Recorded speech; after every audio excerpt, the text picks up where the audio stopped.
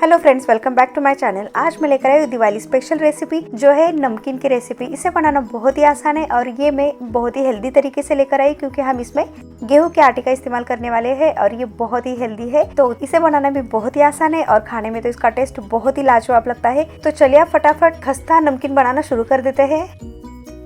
नमकीन या फिर नमक पारा बनाने के लिए यहाँ पे मैंने एक मिक्सिंग बाउल लिया है। अब इसमें हम डाल देते हैं 2 कप गेहूं का आटा। तो यहाँ पे मैंने बाउल से मापा है, आप चाहे तो कोई भी मेजरिंग कप से भी माप सकते हैं। तो ये देखिए यहाँ पे मैंने 2 कप गेहूं का आटा डाल दिया है। अब इसमें हम डाल देते हैं नमक। तो यहाँ पे मैंने 1.5 चम्मच इतना डाल दिया है, आप अपने टेस्ट के अकॉर्डिंग नमक डालें। अब इसी के साथ हम इसमें डाल देते हैं 1 चम्मच अजवाइन। तो अजवाइन को हम हाथ में लेके इसे थोड़ा सा क्रश करके डाल देते हैं ताकि इसका जो फ्लेवर और स्मेल है वो नमक पारे में अच्छे से उतर जाए। तो यहाँ पे मैंने अजवाइन को अच्छे से क्रश करके डाल दिया है और साथ में ही डाल देते हैं आधी छोटी चम्मच काली मिर्च का पाउडर।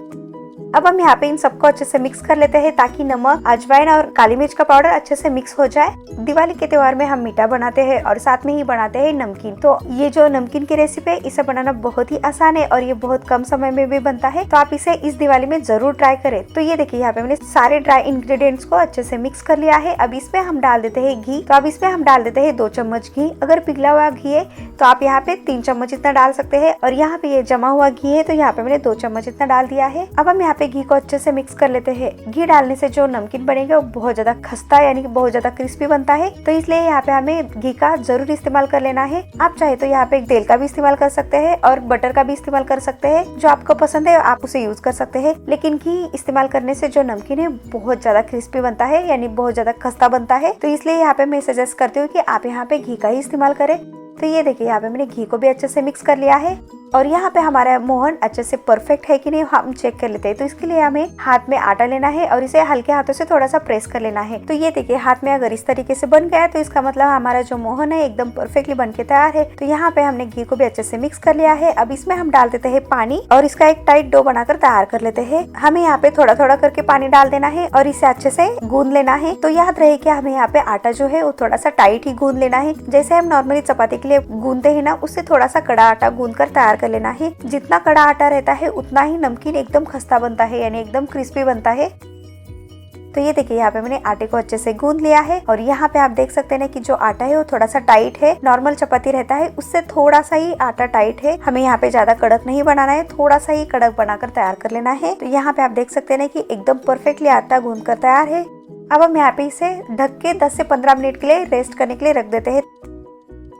तो ये देखिए यहाँ पे 10 मिनट हो चुका है। अब हम यहाँ पे इसका ढक्कन निकाल देते हैं और इसे एक बार अच्छे से गूंद लेते हैं ताकि जो आटा है और भी थोड़ा सा सॉफ्ट बन जाए और इसके नमक पारे बहुत ही खस्ता बनते हैं। तो यहाँ पे मैंने इसे एक बार अच्छे से गूंद लिया है। अब हम यहाँ पे इसकी लुई बनाकर तैयार कर लेते हैं। तो इसमें यहाँ पे मैं 4 लुई बनाकर तैयार कर लेती हूँ। आप चाहे तो यहाँ पे बड़े साइज में 3 भी लुई बनाकर तैयार कर सकते हैं। तो यहाँ पे हम एक लुई लेते हैं और इसे चकना के ऊपर रख देते हैं और इसके ऊपर हम एकदम थोड़ा सा सूखा आटा छिड़क देते हैं और अब हम यहाँ पे इसे अच्छे से बेल लेते हैं। तो यहाँ पे हमें याद रखना है कि हमें इसे ज्यादा पतला नहीं बेलना है। कितना हमें यहाँ पे रखना है वो मैं आपको आगे बता देती हूँ। तो जैसी मर्जी आप वैसा यहाँ पे आप बेल सकते हैं। आपको यहाँ पे सिर्फ इसे गोल ही नहीं बनाना है, जैसी मर्जी आप इसे बना सकते हैं।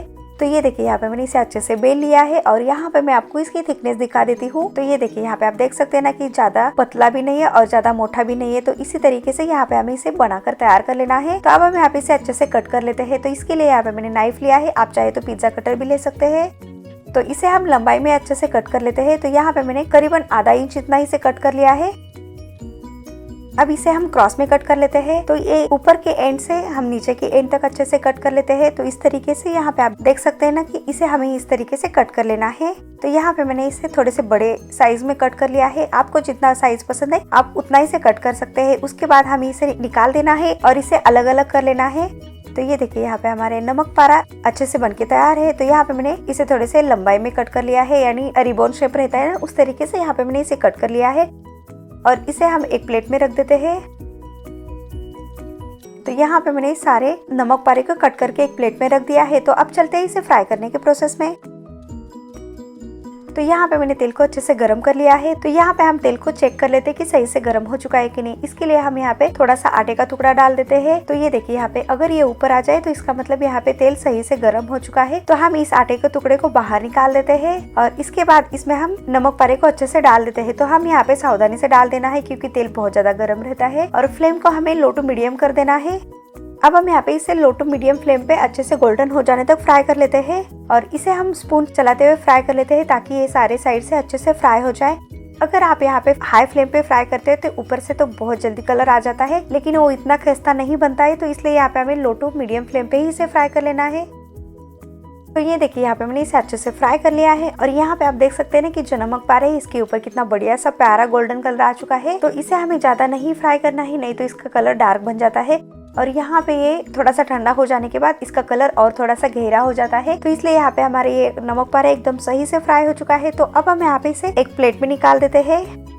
तो ये देखिए यहाँ पे आप देख सकते हैं इसके ऊपर कितना बढ़िया सा कलर आ चुका है। तो इसी तरीके से हम बाकी के नमक पारे को भी अच्छे से फ्राई कर लेते हैं। तो हमें यहाँ पे याद रखना है कि लो टू मीडियम फ्लेम पे ही इसे अच्छे से फ्राई कर लेना है ताकि ये बहुत ज्यादा खस्ता यानी क्रिस्पी बन जाता है।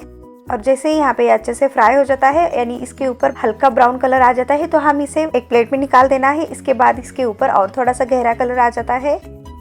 तो ये देखिए यहाँ पे हमने इस तरीके से सारे नमक पारे को अच्छे से फ्राई कर लिया है और यहाँ पे आप देख सकते हैं कि जो नमक पारे है एकदम परफेक्टली और इसके ऊपर कितना बढ़िया सा प्यारा कलर आ चुका है। तो यहाँ पे हमारे ये नमक पारे एकदम क्रिस्पी और एकदम टेस्टी बन के तैयार है। तो यहाँ पे मैं आपको तोड़ के भी दिखा देती हूँ। तो यहाँ पे आप देख सकते हैं कि नमक पारा एकदम क्रिस्पी और एकदम खस्ता बन के तैयार है। तो आप इसे इस दिवाली में एक बार बनाकर जरूर ट्राई करें, आपको ये बहुत पसंद आ जाएगा। और साथ ही साथ ये रेसिपी बहुत ही हेल्दी है क्योंकि हमने इसमें गेहूं का आटे का इस्तेमाल किया है। तो इस दिवाली में आप इसे एक बार बनाकर जरूर ट्राई करें। हेल्दी नमक पारे की रेसिपी बनके तैयार है। अगर आपको आज की मेरी ये रेसिपी पसंद आए तो लाइक शेयर सब्सक्राइब करना बिल्कुल भी ना भूले और साथ में ही मेरे चैनल को ज्वाइन भी करें।